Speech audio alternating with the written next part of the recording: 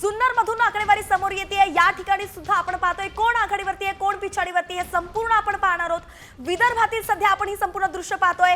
महायुतीच्या गोटामध्ये महायुतीला पदरी 25 मतांनी 25 जागांनी आपण पाहतोय महायुती आघाडीवरती आहे।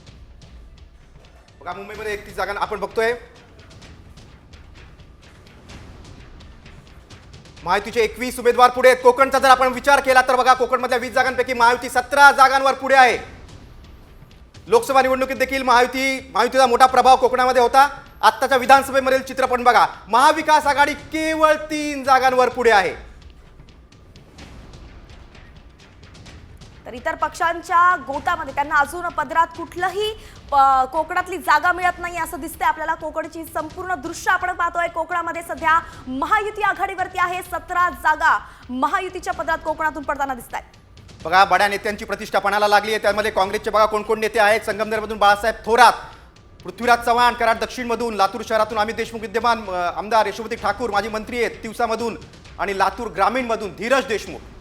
दोन्ही देशमुख बंधूंची प्रतिष्ठा पणाला लागलेली आहे। बाळासाहेब थोरात ज्येष्ठ माजी मंत्री आहेत, ज्येष्ठ नेते आहेत। आतापर्यंत 8 वेळा संगमनेरमधून ते निवडून आलेले आहेत। कराड दक्षिणमधून पृथ्वीराज चव्हाण माजी मुख्यमंत्री आहेत। या काँग्रेसच्या सगळ्या दिग्गज नेते पिछाडीवर गेलेले आहेत, त्यांची प्रतिष्ठा पणाला लागलेली आहे।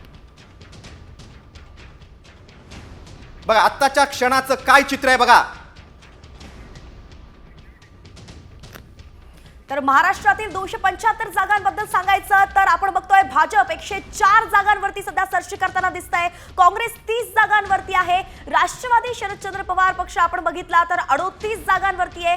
29 जागा अजित पवारांच्या गोटात जात आहेत, तर मशालला 32 जागा मिळवण्यात यश आलंय आणि शिवसेना